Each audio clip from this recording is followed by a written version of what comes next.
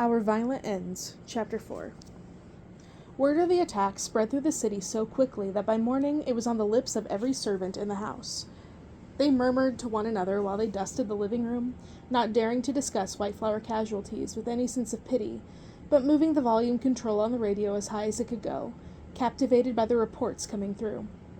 All morning everyone waited for the inevitable, waited to hear about rising numbers, but it didn't come. The White Flowers of the Pole Sudunk had all dropped dead, like this was merely the work of an assassin, not a monster-bearing contagion.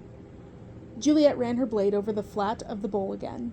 She was sharpening her knives, because they were as blunt as a well-fed beast, each metallic strike echoing through the house.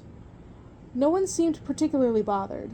Rosalind was sitting in the living room, blowing on the nib of a pen while she leafed through the giant tome of a French-to-English dictionary on the table. "I'm not distracting you, am I?" Juliet called over. Her cousin glanced up briefly. "With your loud blade whacking? Why, Juliet, who could possibly be bothered?" Juliet pretended to scowl.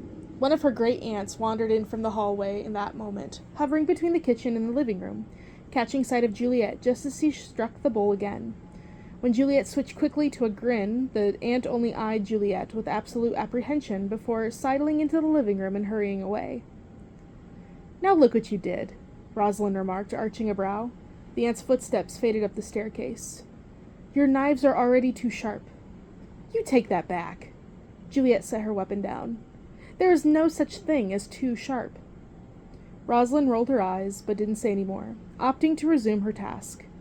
Curious now, Juliet turned the bowl right side up and walked over, peering at what Rosalind was writing. Stock report on commercial and economic conditions in Shanghai following anti-British boycott of 1925. "For your father?" Juliet asked. Rosalind made an affirmative noise, her fingers scanning down the page of the dictionary in front of her.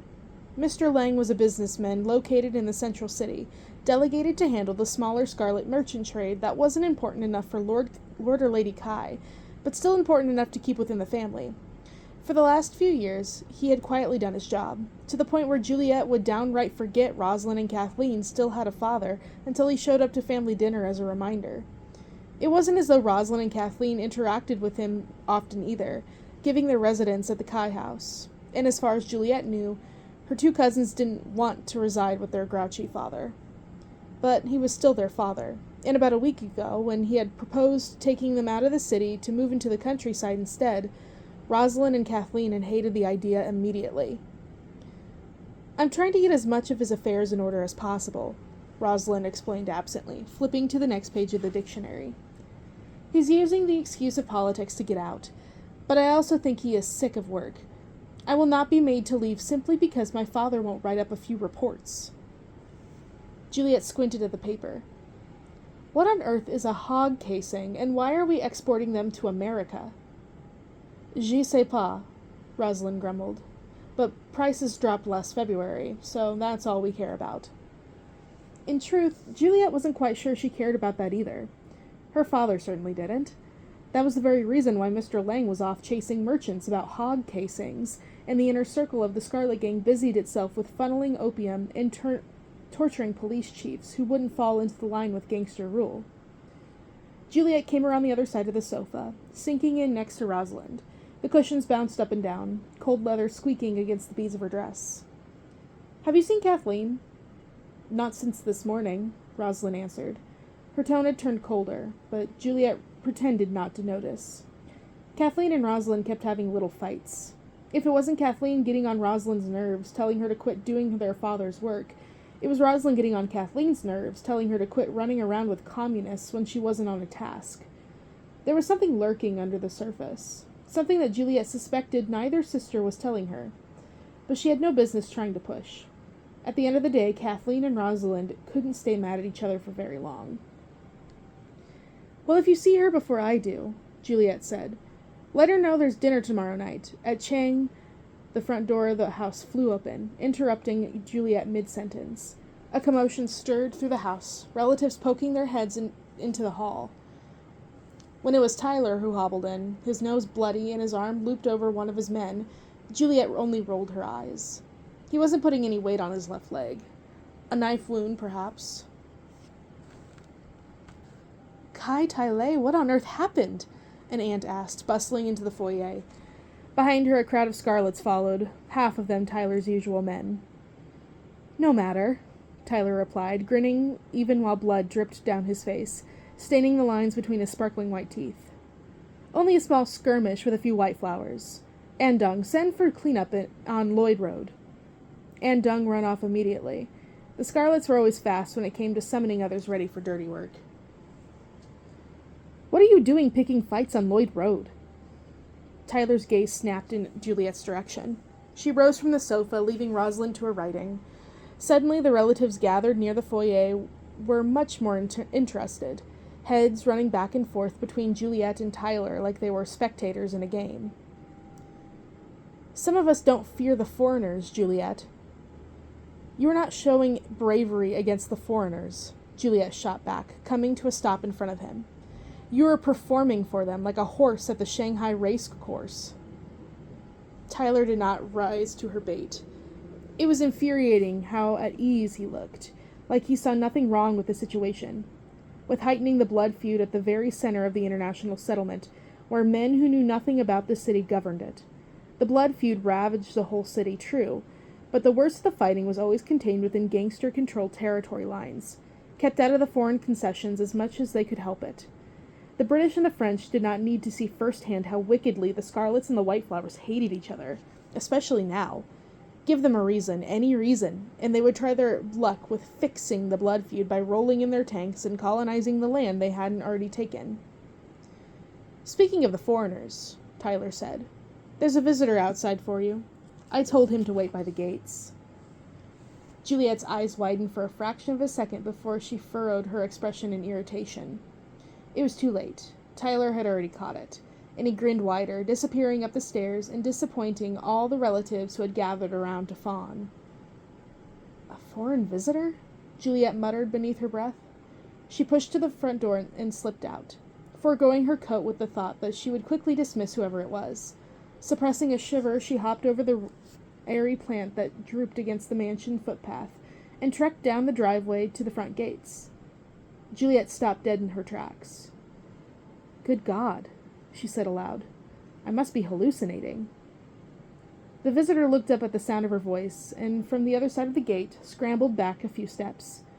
It wasn't for several delayed seconds that Juliet realized the only person Walter Dexter had reacted in such a way was because she still clutched the knife she had been sharpening. Oh, she slid the knife into her sleeve. My apologies. Not to worry, Walter Dexter replied rather shakily.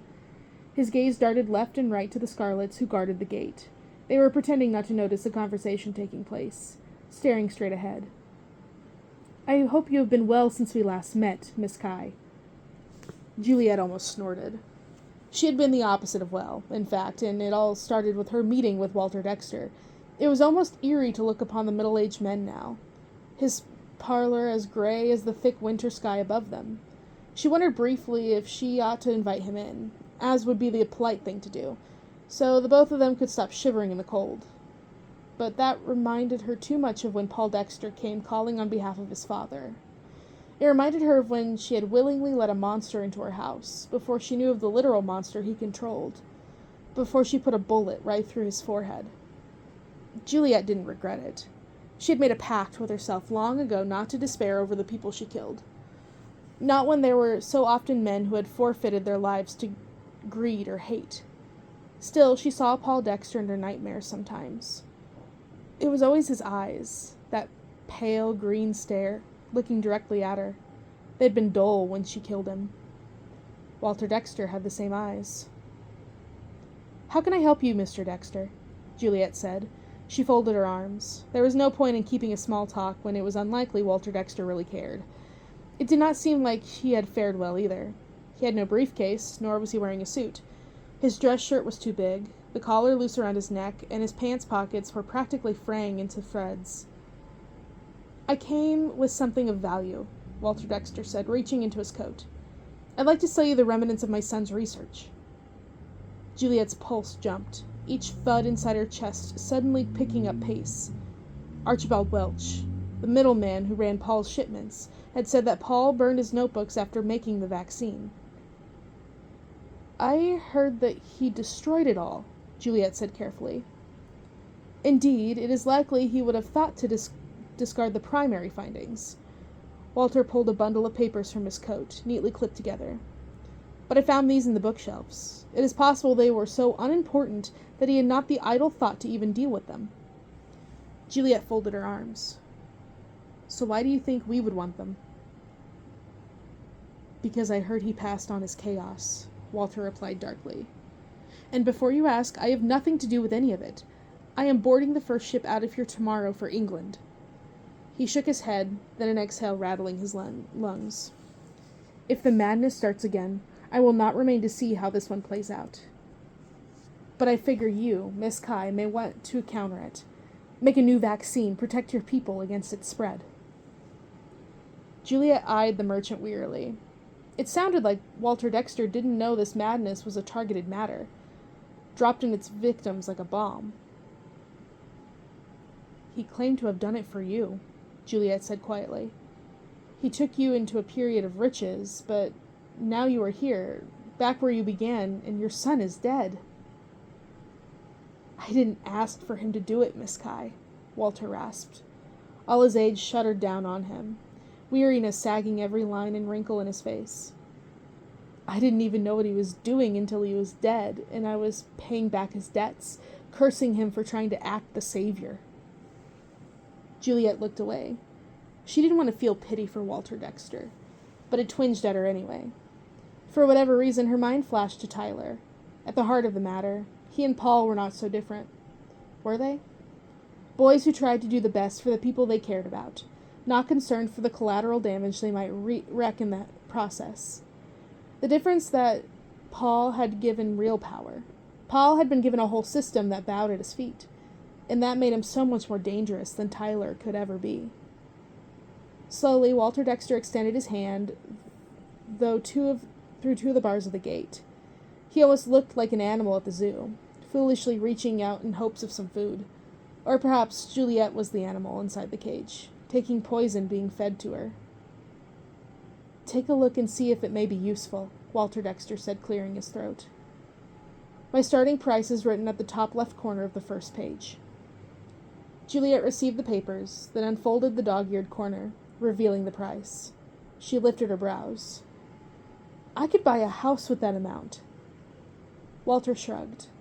Buy it or not, he said simply. It is not my city that is soon to suffer.